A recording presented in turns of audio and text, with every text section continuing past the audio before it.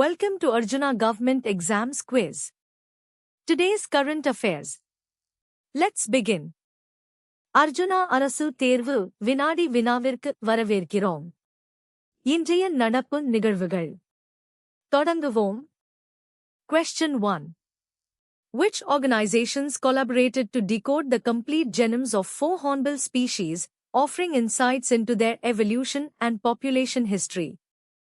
4 இருவாட்சி இனங்களின் முழுமையான மரபணுக்களை கண்டறிந்து, அவற்றின் பரிணாம வளர்ச்சி மற்றும் மக்கள் தொகை வரலாறு குறித்த நுண்ணறிவுகளை வழங்கிய நிறுவனங்கள் யாவை?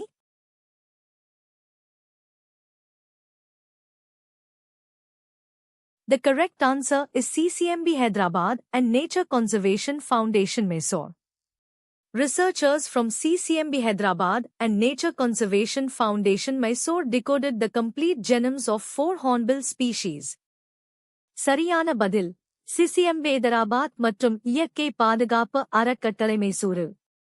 CCMB Hyderabad மற்றும் இயற்கை பாதுகாப்பு அறக்கட்டளை மைசூரு ஆகிய நிறுவனங்களின் ஆராய்ச்சியாளர்கள் 4 இருவாட்சி இனங்களின் முழுமையான மரபணுக்களை கண்டறிந்தனர். Question 2. In which city did the civic body retrieve government land from encroachments to set up a children's park after residents' protests? குடியிருப்பாளர்களின் போராட்டங்களுக்கு பிறகு எந்த நகரத்தில் உள்ள மாநகராட்சி அரசு நிலத்தை ஆக்கிரமிப்பாளர்களிடமிருந்து மீட்டு குழந்தைகளுக்கான பூங்காவை அமைக்க நடவடிக்கை எடுத்தது?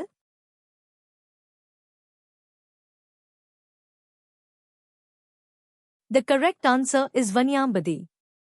The civic body in Vanyambadi retrieved government land from encroachments to set up a children's park.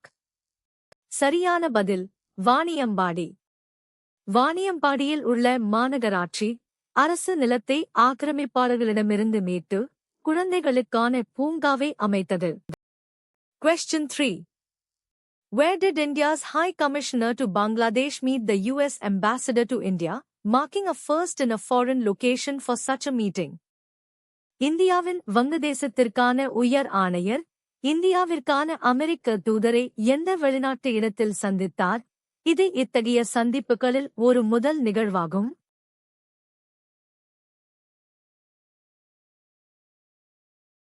The correct answer is Dhaka. India's High Commissioner to Bangladesh met the US Ambassador to India in Dhaka. சரியான பதில் டாக்கா. இந்தியாவின் வங்கதேசத்திற்கான உயர் ஆணையர் இந்தியாவிற்கான அமெரிக்க தூதரை டாக்காவில் சந்தித்தார். Question 4. Which international organization's report revealed that India failed to regulate the export of arms to Israel by several private munition manufacturers? பல தனியார் வெடிபொருள் உற்பத்தியாளர்கள் இஸ்ரேலுக்கு ஆயுதங்களை ஏற்றுமதி செய்வதை இந்தியா ஒழுங்குபடுத்த தவறிவிட்டது என்று எந்த சர்வதேச அமைப்பின் அறிக்கை வெளிப்படுத்தியுள்ளது?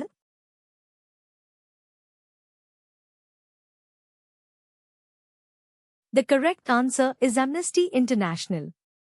An Amnesty International report revealed India's failure to regulate arms exports to Israel by private manufacturers. சரியான பதில் அம்னஸ்டி இன்டர்நேஷனல். அம்னஸ்டி இன்டர்நேஷனல் அறிக்கை தனியார் உற்பத்தியாளர்கள் இஸ்ரேலுக்கு ஆயுதங்களை ஏற்றுமதி செய்வதை இந்தியா ஒழுங்குபடுத்த தவறிவிட்டதை வெளிப்படுத்தியது. Question 5. Which country is being urged by a US lawmaker to pass a drone bill amidst threats from China, which claims it as part of its territory? எந்த நாட்டை அமெரிக்க சட்டமன்ற உறுப்பினர் ஒருவர் சீனா தனது பிரதேசத்தின் ஒரு பகுதியாக கூறி அச்சுறுத்தும் சூழலில் ஒரு ட்ரோன் மசோதாவை நிறைவேற்றுமாறு வலியுறுத்தியுள்ளார்?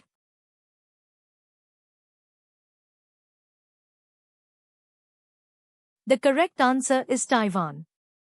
A US lawmaker urged Taiwan to pass a drone bill due to China's threats. சரியான பதில் Taiwan.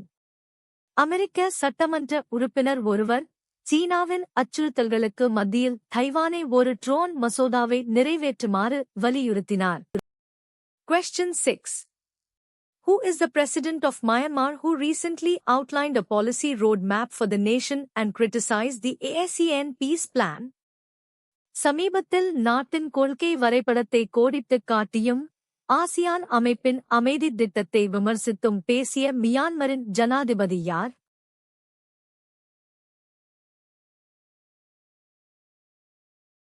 The correct answer is Min Aung Hlaing. President Min Aung Hlaing outlined a policy roadmap for Myanmar and criticized the ASEAN peace plan. சரியான பதில் Min Aung Hlaing. Myanmar ஜனாதிபதி மின் ஆங் ஹ்லேங் நாட்டின் கொள்கை வரைபடத்தை கோடிட்டுக் காட்டி ஆசியான் அமைதி திட்டத்தை விமர்சித்தார். Question 7. Which train service was recently used to transport a donor heart 250 kilometers in 2 hours, a feat highlighted by Chief Minister Patel as a unique example of service? சமீபத்தில் 250 கிலோமீட்டர் தூரத்தை 2 மணி நேரத்தில் ஒரு நன்கொடை இதயத்தை கொண்டு செல்ல எந்த ரயில் சேவை பயன்படுத்தப்பட்டது? இதை முதலமைச்சர் படேல் சேவையின் தனித்துவமான உதாரணம் என்று பாராட்டினார்.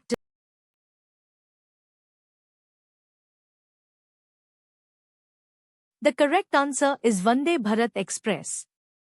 A donor heart was transported via Vande Bharat Express, covering 250 kilometers in 2 hours. சரியான பதில் வந்தே பாரத் எக்ஸ்பிரஸ். ஒரு நன்கொடை இதயம் வந்தே பாரத் எக்ஸ்பிரஸ் மூலம் 250 கிலோமீட்டர் தூரத்தை 2 மணி நேரத்தில் கொண்டு செல்லப்பட்டது. Question 8. Which central agency has taken over the investigation into the Armstrong murder case after the Tamil Nadu government withdrew its special leave petition in the Supreme Court? உச்ச நீதிமன்றத்தில் தமிழக அரசு தனது சிறப்பு விடுப்பு மனுவை திரும்பப் பெற்ற பிறகு ஆம்ஸ்ட்ராங் கொலை வழக்கை எந்த மத்திய நிறுவனம் விசாரணைக்கு எடுத்துக்கொண்டது?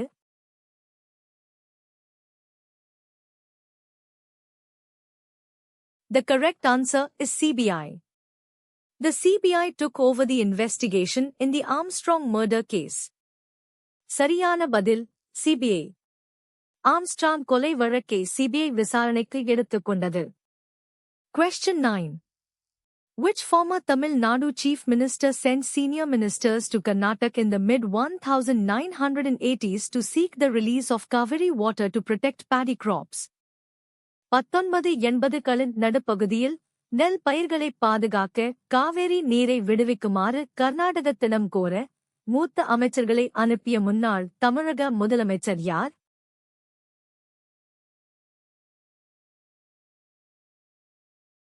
The correct answer is M.G. Ramchandran.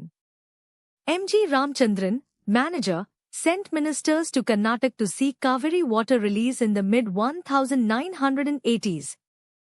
சரியான பதில் M.G. Ramachandran.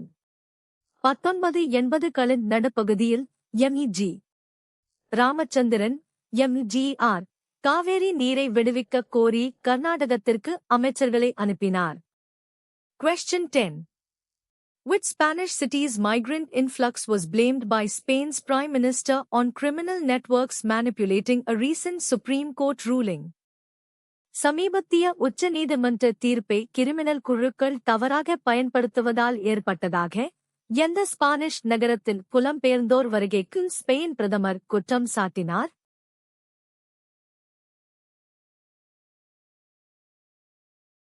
The correct answer is Ceuta. Spain's PM blamed the migrant influx in Ceuta on criminal networks. சரியான பதில் சியூட்டா. ஸ்பெயின் பிரதமர் சியூட்டாவில் ஏற்பட்ட புலம்பெயர்ந்தோர் வருகைக்கு கிரிமினல் குழுக்களை குற்றம் சாட்டினார். Question 11. What is the reported strategy for the cabinet and BJP chiefs team regarding Gen Z outreach to groom future leadership? எதிர்கால தலைமையை வளர்ப்பதற்காக அமைச்சரவை மற்றும் பாஜக தலைவரின் குழுவின் ஜென் Z அவுட்ரீச் குறித்த அறிவிக்கப்பட்ட உத்தி என்ன?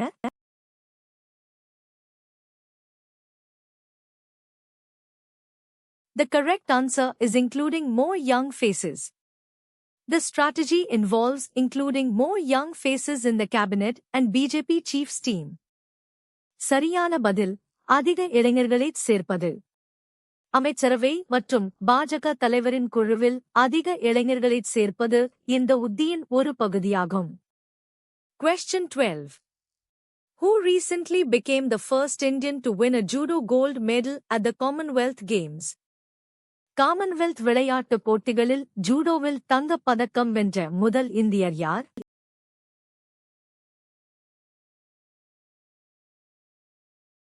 The correct answer is Asmita De. Asmita De became the first Indian to win a judo gold medal at the Commonwealth Games. சரியான பதில் அஸ்மிதா டே. காமன்வெல்த் விளையாட்டுப் போட்டிகளில் ஜூடோவில் தங்கப் பதக்கம் வென்ற முதல் இந்தியர் அஸ்மிதா டே ஆவார். Question 13. In which state were the election victories of several MLAs, including Rajiv Chandrasekhar and V. Muralidharan, challenged in the High Court? Rajiv Chandrasekhar மற்றும் வி. முரளிதரன் உட்பட பல சட்டமன்ற உறுப்பினர்களின் தேர்தல் வெற்றிகள் எந்த மாநிலத்தின் உயர் நீதிமன்றத்தில் சவால் செய்யப்பட்டன?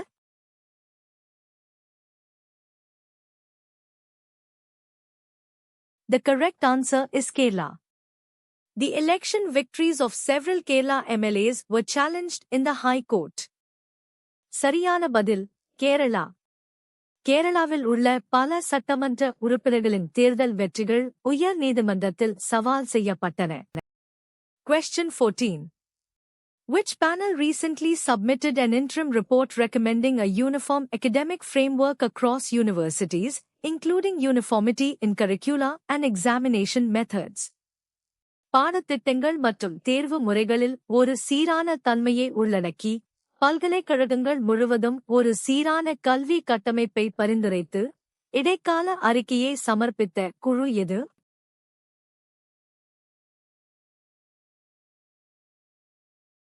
The correct answer is FIAP Review Panel. The FIAP Review Panel recommended a uniform academic framework across universities. சரியான பதில் FIAP மறுஆய்வுக் குழு. FIAP மறுஆய்வுக் குழு பல்கலைக்கழகங்கள் முழுவதும் ஒரு சீரான கல்வி கட்டமைப்பை பரிந்துரைத்தது. Question 15. Which city is set to launch India's first urban public transport ropeway, connecting its railway station with Godolia Chowk? இந்தியாவின் முதல் நகர்ப்புற பொது போக்குவரத்து கம்பிவட பாதையே அர்பன் ரோப்வே தனது ரயில் நிலையத்தையும் கோடோலியா சவுக்கையும் இணைக்கும் வகையில் தொடங்கவுள்ள நகரம் எது?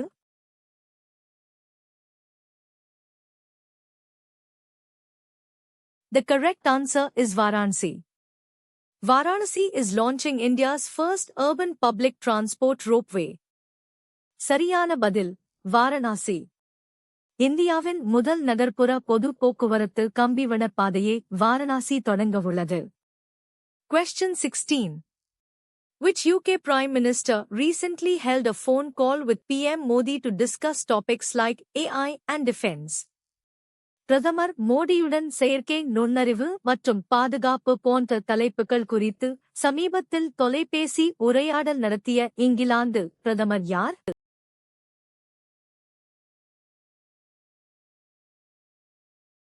The correct answer is Andy Burnham. UK PM Andy Burnham discussed AI, defense, and the Strait of Hormuz with PM Modi. சரியான பதில் ஆண்டி பன்ஹாம். இங்கிலாந்து பிரதமர் ஆண்டி பன்ஹாம் பிரதமர் மோடியுடன் செயற்கை நுண்ணறிவு, பாதுகாப்பு மற்றும் ஹார்முஸ் ஜலசந்தி குறித்து விவாதித்தார். Question 17. For which project is Kerala seeking financial aid from the centre after completing preparatory studies? ஆயத்த ஆய்வுகளை முடித்த பிறகு கேரளா எந்த திட்டத்திற்காக மத்திய அரசிடம் நிதி உதவி கோருகிறது?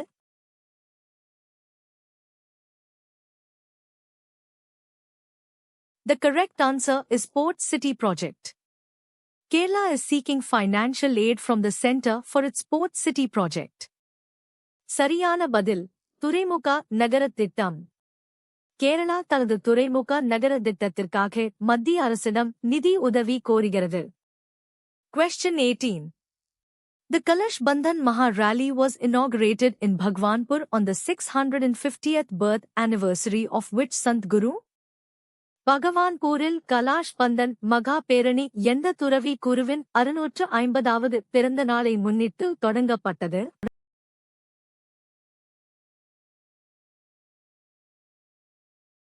The correct answer is Sant Ravidas. CM Dhami inaugurated the rally on the 650th birth anniversary of Sant Guru Ravidas. Sariyana Badil, Sant Ravidas. Sant Guru Ravidasin 650வது பிறந்த நாளை முன்னிட்டு முதல்வர் தாமி பேரணியை தொடங்கி வைத்தார். Question 19. The Indian government recently summoned Meta's global team to address concerns regarding what specific issues? இந்திய அரசு சமீபத்தில் மெட்டாவின் உலகளாவிய குழுவை எந்த குறிப்பிட்ட பிரச்சினைகள் குறித்து விவாதிக்க அழைத்தது?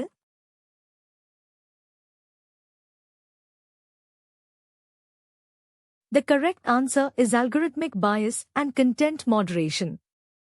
The government summoned Meta's team to question algorithmic bias and content moderation.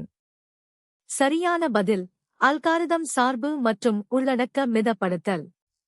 Algorithm சார்பு மற்றும் உள்ளடக்க மிதப்படுத்தல் குறித்து கேள்வி எழுப்ப அரசு மெட்டா குழுவை அழைத்தது. Question 20.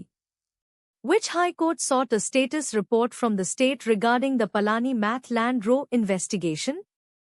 பழனி மடம் நில பிரச்சினை குறித்த விசாரணையின் முன்னேற்றம் குறித்து மாநில அரசிடம் எந்த உயர் நீதிமன்றம் நிலை அறிக்கையை கோரியது?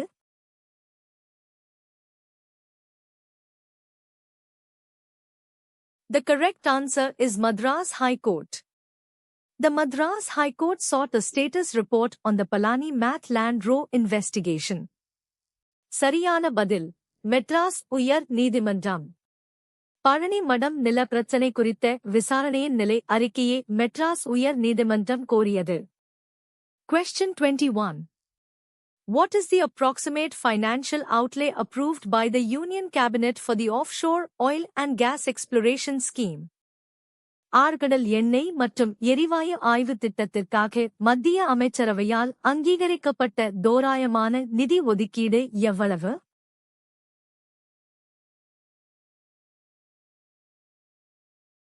The correct answer is 84,084 crore rupees.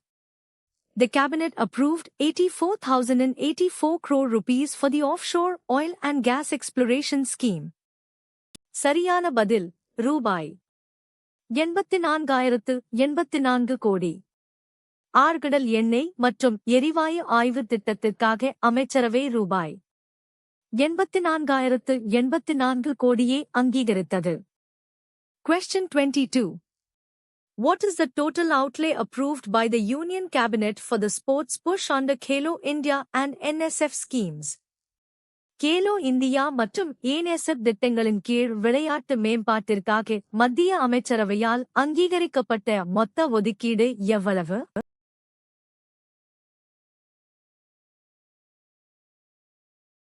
The correct answer is 36,441 crore rupees. The cabinet approved 36,441 crore rupees for the sports push under Khelo India and NSF schemes. சரியான பதில் ரூபாய் 36,441 கோடி. கேலோ இந்தியா மற்றும் ஏன்எஸ்எஃப் திட்டங்களின் கீழ் விளையாட்டு மேம்பாட்டிற்காக அமைச்சரவை ரூபாய் 36,441 கோடியே அங்கீகரித்தது. Question 23. The Supreme Court stayed a Delhi High Court order declaring which entity a public authority under the RTI Act? தகவல் அறியும் உரிமைச் சட்டத்தின் கீழ் எந்த அமைப்பை பொது அதிகாரம் என்று அறிவித்த டெல்லி உயர் நீதிமன்ற உத்தரவுக்கு உச்ச நீதிமன்றம் தடை விதித்தது?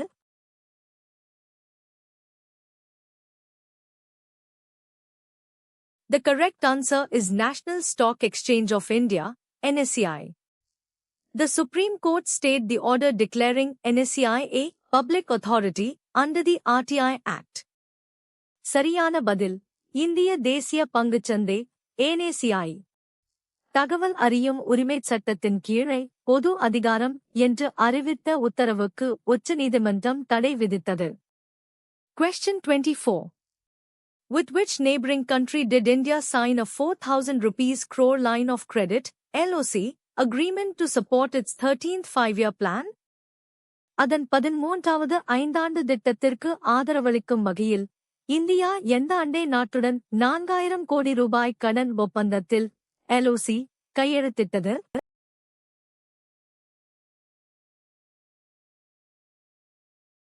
The correct answer is Bhutan. India signed a 4,000 rupees crore LOC agreement with Bhutan. சரியான பதில் பூட்டான். இந்தியா பூட்டானுடன் 4,000 கோடி ரூபாய் கடன் ஒப்பந்தத்தில் கையெழுத்திட்டது.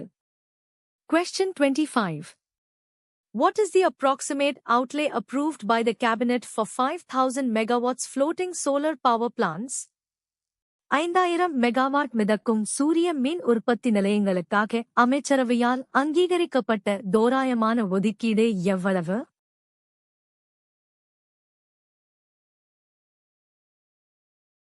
The correct answer is 5,070 crore rupees. The cabinet approved 5,070 crore rupees for 5,000 megawatts floating solar power plants. சரியான பதில் ரூபாய் 5,070 கோடி. 5,000 மெகாவாட் மிதக்கும் சூரிய மின் உற்பத்தி நிலையங்களுக்காக அமைச்சரவை ரூபாய் 5,070 கோடியே அங்கீகரித்தது. Thanks for watching. Subscribe to Arjuna Government Exams Quiz for a new quiz every day. பார்த்ததற்கு நன்றி. தினமும் ஒரு புதிய வினாடி வினாவிற்கு அர்ஜுனா அரசு தேர்வு வினாடி வினாவை சப்ஸ்கிரைப் செய்யுங்கள்.